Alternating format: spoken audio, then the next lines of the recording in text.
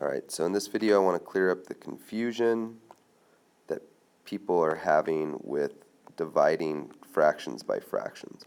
So we're just going to start with a nice regular division of fractions by fractions with two fractions that are in their simplest form.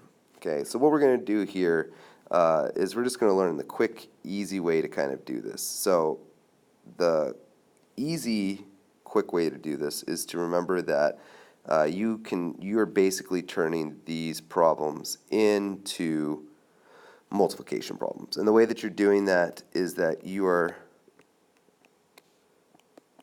going to do some transformations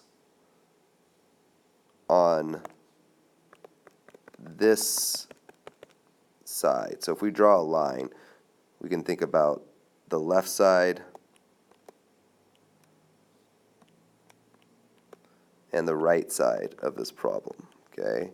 The right side is where all the changes happen. Okay? Right side is where all the changes happen. The left side stays the same. Okay? Nothing else happens. It just stays the same. So what does that look like for us? Well, if the left stays the same, it's going to continue to be 1/4. But on the right, it changes. And the way that it changes is the division sign is going to change to a multiplication sign.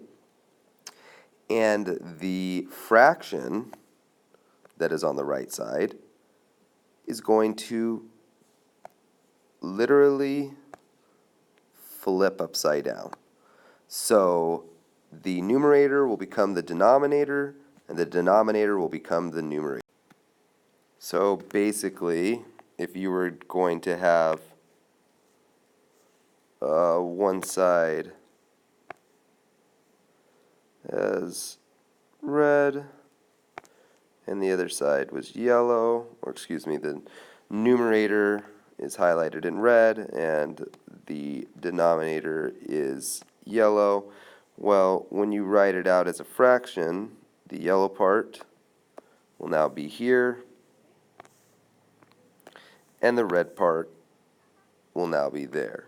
So again, just to reiterate, this fraction flips upside down 180 degrees. Okay, which means it is opposite of where it started. Numerator becomes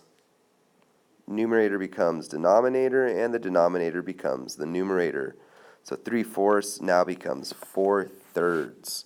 And then we are going to do what we do in multiplication, which is to just multiply straight across. And the equal sign stays the same. And now we're left with 4, because 1 times 4 is equal to 4. And 4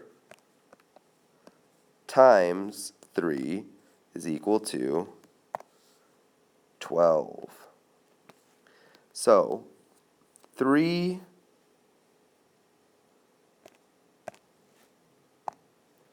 1/4 divided by 3/4 is going to be equal to 4/12. So the answer for that is 4/12. And again, if you need to rewind this, watch it again, pause it so that you can write down these examples, please do so. Do not just be satisfied with one watch if you are still confused with how to do the problem. It's way better than me explaining it all over again. You can just press rewind. And if you have any questions, leave them in the parking lot.